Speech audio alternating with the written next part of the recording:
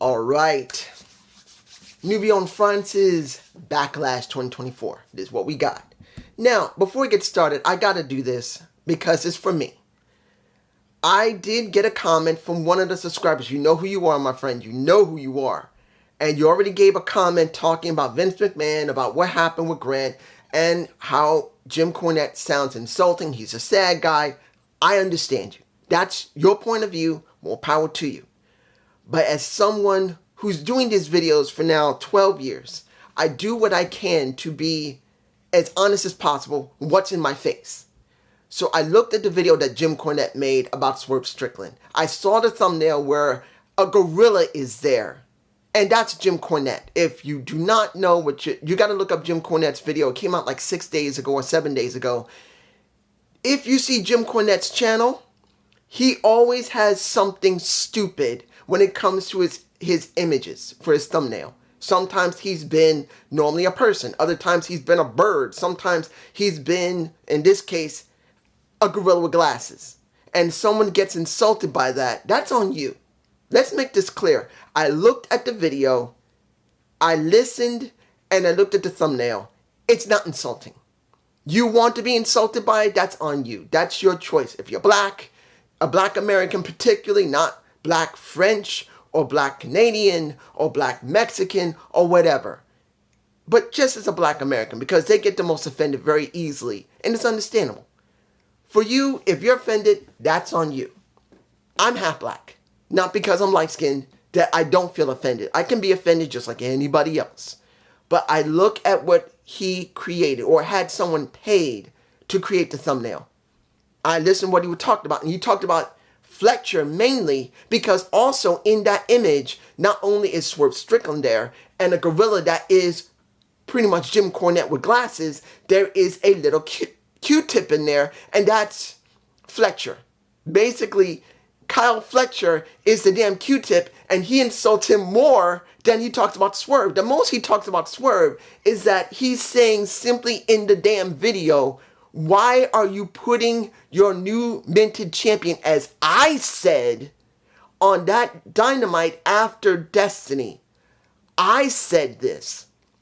Why are you opening your damn show with your champion facing the lowest tier champion on a show, ROH, that 100% gets almost not the same amount of people, and he doesn't win? It's not the point if Fletcher is a great wrestler or not. We're not talking about that. It's not the point that the match was bad. It was actually good. The point is, Kyle Fletcher is a nobody. And not only did he have to struggle with Kyle Fletcher, he should have never had the damn match in the first place. He should have shown up the next week and spoke, and then would have gone up against Claudio Castagnoli. That could have been set up for Double or Nothing, which is not. Because what did they do? They had their Double or Nothing match the same night that he appeared on Collision. That shows you how bad the booking is in AEW. They need to work on it. That's generally what he said. He said Kyle Fletcher is too much of a damn skinny stick. And he does not insult a Swerve Strickland. He says it's unfair that you put your champion in the opening of a show where he should be talking, where this should be about him. But it's not. Hell, you had Moxley close the damn show with a title that's not even of the company. That's what I'm saying. It was not insulting. If you're insulted, that's your call. That's on you. I'll understand if you feel insulted as a black American. And that's not meant to be insulting. I'm telling you, if you're a black American and you feel insulted, that's you. Me, it was not meant to be insulting. Check the video out for yourself. Look at his channel. Look at his thumbnail. Kyle Fletcher is the Q-tip. You got the he looks stupid as a gorilla. But that's what he wanted. He wanted himself to be a damn gorilla. And remember, we're talking about Jim Cornette. He always does something screwy. Now, I want to make this clear. I'm not exempting not one time Jim Cornette because he used to work for NWA. He spoke so fucking stupid, he lost his damn job and he deserved it. Understand, I'm not in Jim Cornette's corner. I'm just saying for this video that he's done, it's not insulting the black people. I'm just saying. Let's move on to Leon France's Backlash. They were tested. Because this was a test for 4 people. 4 people were tested here. Tiffany Stratton, Jade Cargill, Damian Priest, and Cody Rhodes. They were all being tested here. I know you're going to say, how can Cody be tested? He's fine. No, he's being tested. He's a newly minted champion. He's given a Backlash show, which is actually a very strong show because it's in another country that the WWE has not been to either for a very long time or ever. So this was a very big proving ground for 4 people. Let's open with the original match between Solo Sikoa and Tama Tonga versus a KO and Randy Keith Orton. KO came out and it took almost 3 minutes before he was ready to even see Randy Orton. And the crowd there in Lyon, France, oh, thank you. I did a review of Under Siege. If you have not seen it, go check it out. It's on my channel. It's the one before this video. Under Siege was a good show. It wasn't great, but it was good. But it was in Las Vegas. And the crowd there, when you could see clearly that not all the seats were filled, TNA always has a problem where they don't really have mics there to really pick up how loud the fans can be. And on top of that, if we're talking truthfully, if you saw what happened in Las Vegas, the fans, most of the time, were not very engaged. Yeah, they had some engagement, some parts of the show, but I'm not saying it was total, and it was not a huge, loud sound.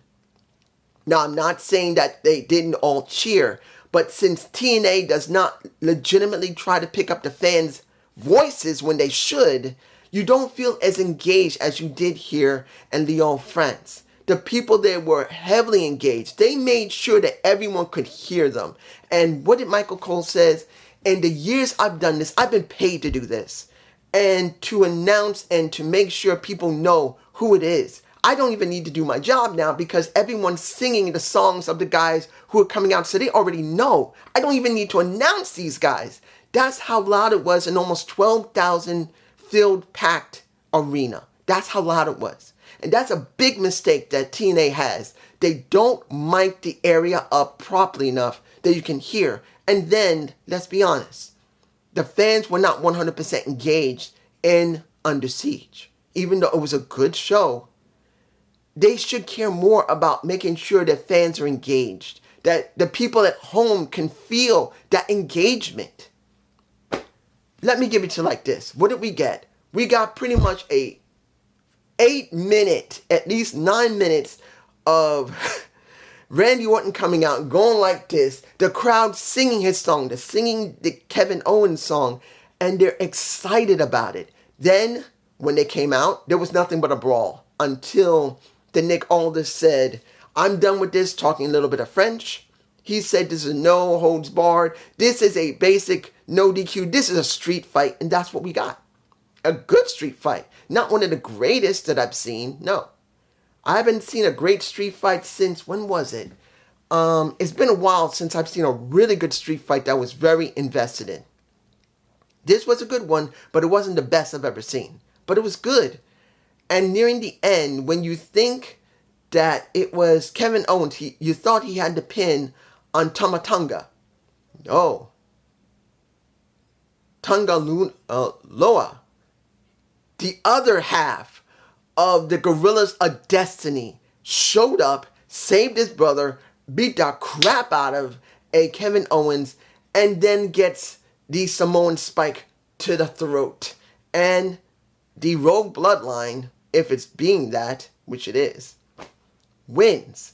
So, Tonga Lua, Tama Tonga, the Gorillas, they even played off of it. Let's make it clear.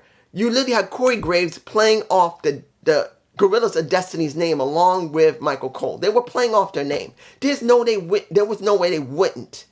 It's the Gorillas of Destiny. Even I know about the Gorillas of Destiny, even though I've not seen much of their work. Understand, I never watched much of New Japan Pro Wrestling. I never had the time to. And next to that, it's hard, understand, over the years that I've done reviews, I wanted to see more of New Japan Pro Wrestling, but next to doing the Raw, the SmackDown, then at one point NXT and Impact Wrestling, then I was doing NWA. There was no time to watch New Japan. And on top of that, if you want to watch New Japan in English, you got to catch it at a certain time with English dub on it. Because if you can't watch it on TV, you got to catch it on one of the websites. And not all the websites would actually have audio English. They would be in Japanese. So if you didn't catch it in time, because they only show it at certain times, they would show the audio English version, and then eventually it would switch out to the Japanese version. You would miss it, and you wouldn't understand what's being said. So I could never see it. But now that the Gorillas of Destiny are here, this makes things very interesting. And the question I have, will Jacob Fatu, will Jacob Fatu show up? Because now we have 9 wrestlers who are Samoan that are going to be working with WWE. You got The Rock, you got Roman, you got Tama Tongas, you got Tamalua, you got Solo Sikoa, you got the Usos, you got also Solo Sikoa. And if you bring out Jacob Fatu, that makes 10 wrestlers next to Nia Jax and Ava and The Rock. That makes 10 freaking wrestlers we're going to have. If we do get Jacob Fatu, that would be 9 if he doesn't show up. But if it isn't, you got 9 wrestlers, one at NXT, between SmackDown and now Raw. That's a lot. Moving on. We get the SmackDown Women's Championship. Undisputed. Tiffany Stratton, is it undisputed? No, WWE, some mistake. Tiffany Stratton versus Naomi versus Becky. Now, Becky was not there. It was Bayley, my mistake. I was thinking of Becky. Why didn't she show up? That's when I started thinking this is like a proving ground situation for these wrestlers, because Tamalua and Tama Tonga were being tested here. Particularly when it came to Tamalua coming out as a surprise. Tama Tonga was being tested. Now we got Tiffany Stratton in a match with 2 very good wrestlers, where they don't even want to mention Naomi's TNA run. They'll mention the New Japan Pro Wrestling guys, but they don't want to mention TNA for Naomi. That's kind of sucky. I'm telling you the truth here. Look, if you're going to bring up New Japan Pro Wrestling IWGP's tag team champions, why won't you say that for TNA? Why? Because you don't want to give the third distant, remember, WWE, AEW, TNA. And you work with TNA. That's the kicker here. This is the thing that gets me.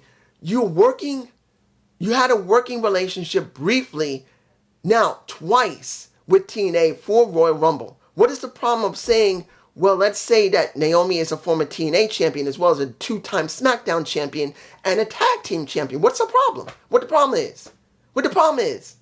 That's how I feel. So I feel like they're just cutting out part of her run as a pro wrestler. It doesn't matter if she's been in the other promotion or not.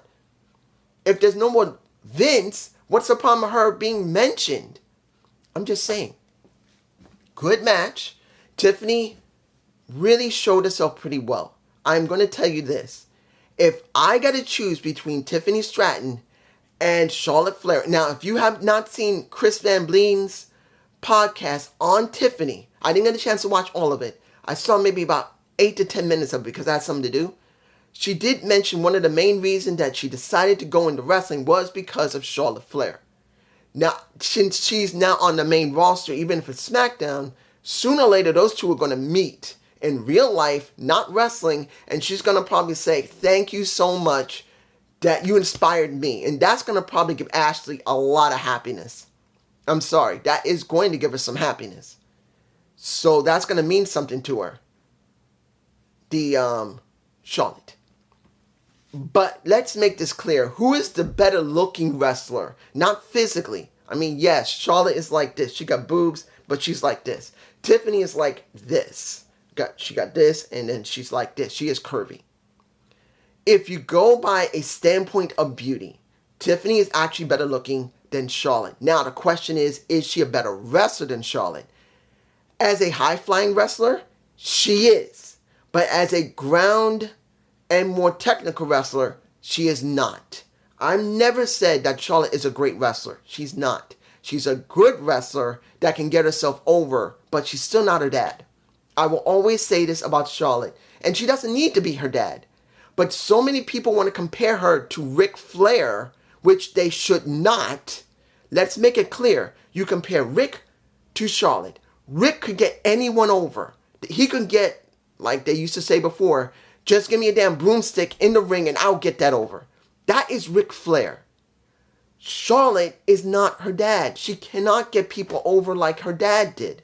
It doesn't mean she's a bad wrestler. She's a good wrestler that can get herself over, and she can work decently well with mostly anybody. But if you want her to get someone over to make some story work, she can't do it. You could see what happened with Rhea Ripley when it came to Becky, when it came to Bayley, when it came to Sasha, when it came to, who did she work with at one point? She was supposed to try and get Asuka over. She couldn't get Asuka over. Asuka got herself over. She just can't get people over, but it doesn't mean she's not a bad wrestler. She's not a bad wrestler. She's a good wrestler that can get herself over. She can work and compete.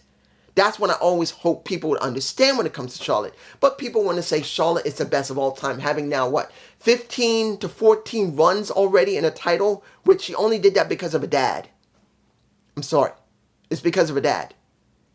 That's the deal.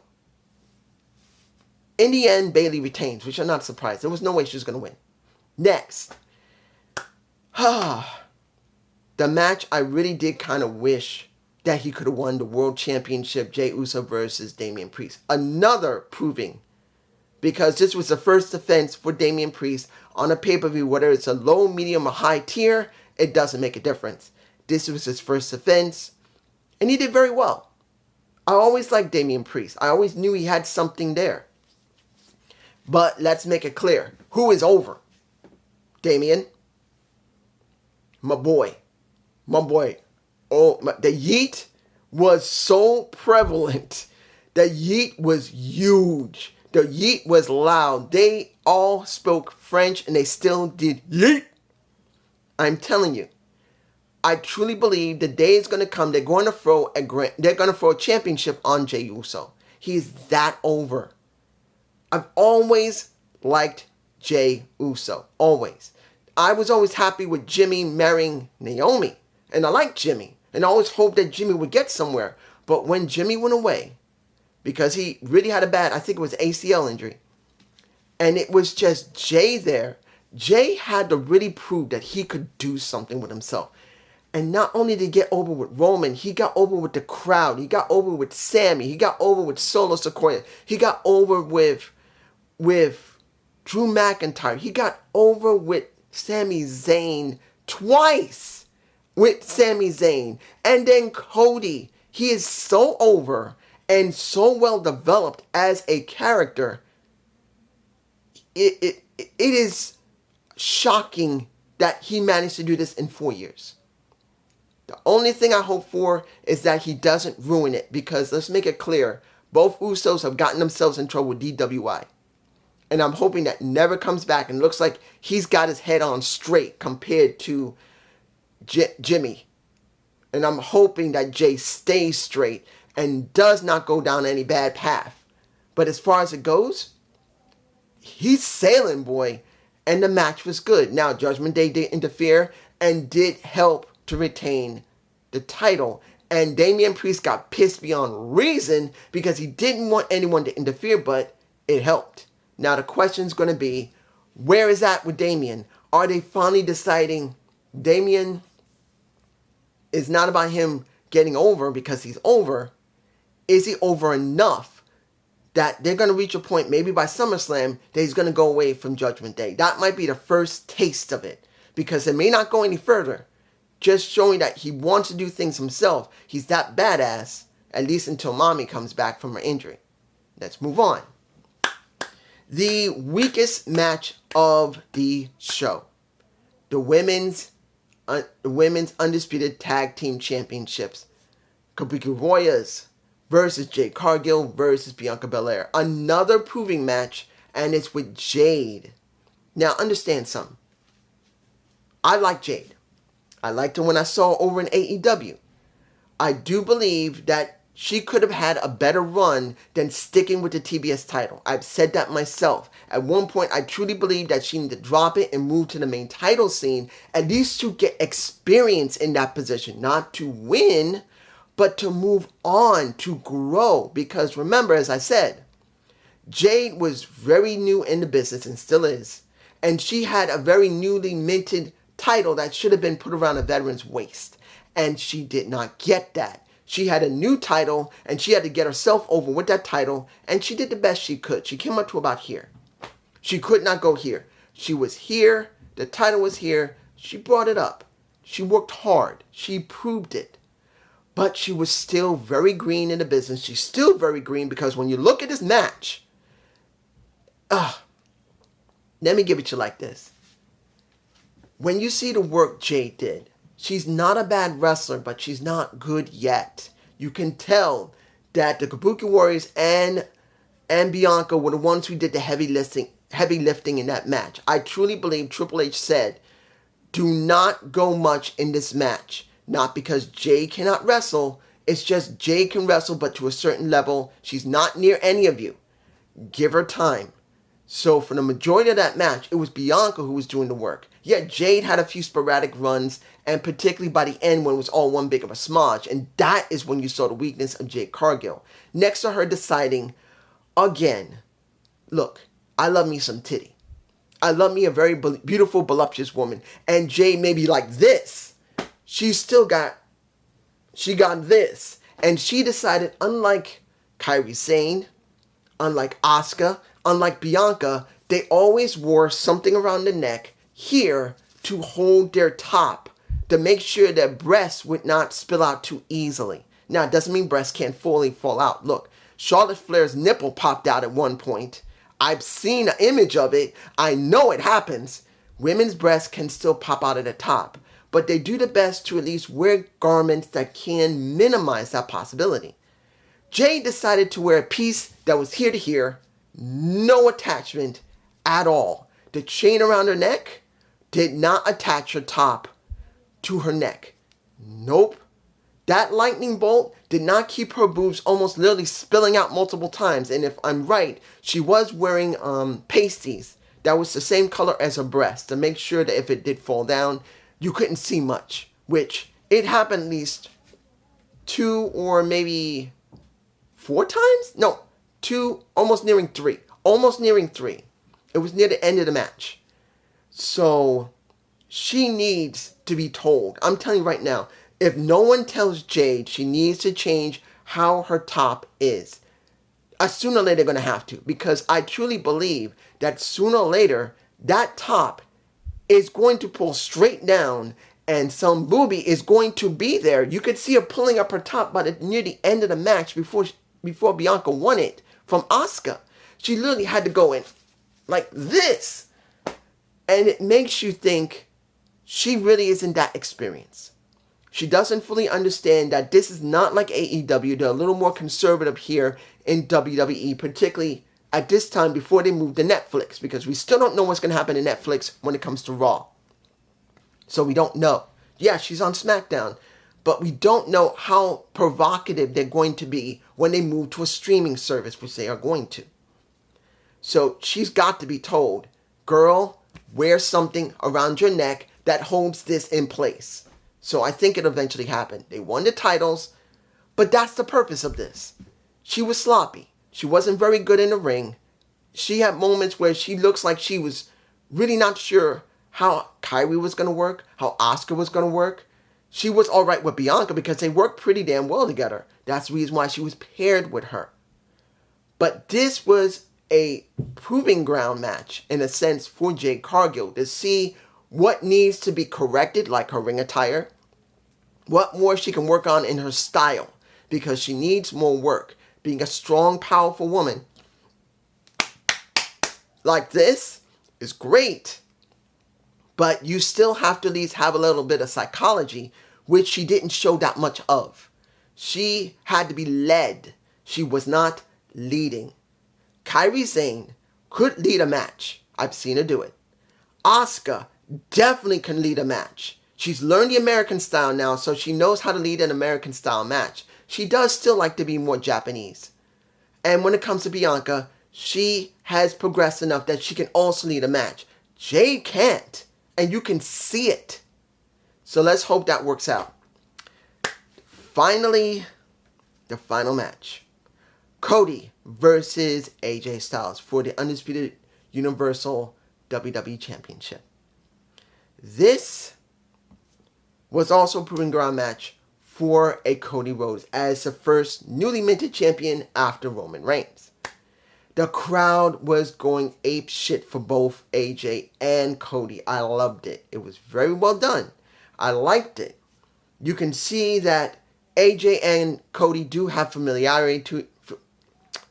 Here's the reason I botch. When you look at Cody and AJ, they worked on the indies together. Before AJ came to WWE, he did at least 1 or 2 times at least dealt with Cody before going to WWE. I know that for a fact because Cody left before he came in. So I know maybe they had at least 1 or 2 matches together. So it shows. They at least know how to deal with each other. And seeing how over Cody was, and let's make this clear. I'm not going to say I hate Cody, I don't. But you can see Cody decided, brother, I ain't selling for you that much. Get used to it. Cody made it very clear to AJ, I don't know if he said it in the back or in that ring, brother, they want me. I can't sell that much to you. Even though I'm going to sell, you're going to have to understand there's going to be a couple of moves I'm not selling. And that's what happened for a few of those really close counts. And you could see him hulking up and seeing that the crowd ate it up. And that's one of the differences of an American crowd who does love pro wrestling compared to a European crowd who goes and dies for pro wrestling. They are much more... look, New York, Chicago, and Pennsylvania. They are hot for wrestling. There's no way you can deny it. But when you see, like in Europe, not only are they on par with those type of fans, when they're like, if there's a CM Punk in Chicago and they're going to go ape shit for him, they don't even need CM Punk there. They were singing throughout most of all the matches. They were singing. They were laughing. I think they even did their own national anthem at one point. Wasn't they were bored. They were loving it. They were saying, this is awesome in French. They were counting in English and in French. When there was pins or when there was a count out outside, they were doing that. Seeing when AJ got thrown through the table at the end of the show, that was good. And they loved it. No problem with it. It really helps. Now, how do I feel about this show? Because that's it. How do I feel about it? It was good. It was very good. The fans really helped the match. Now, if you don't like that much loudness from the fans, well, you ain't gonna like this show. But if you look at all the matches, the weakest one was the Women's Tag Team Championships. Because Jade really wasn't familiar with a Kairi Sane or an Asuka. And as an inexperienced wrestler, she's at least, 2.5 years in? She's still learning. So this, even though was the weakest match, is actually a good match for her because she gets the opportunity to really to learn. Tiffany the same way. She had to learn as well. She needed to learn. And when it came to Tama Tonga, he learned. And then Tomaloa coming in as a surprise really helped as well. This was really good, but it's just me. Peace.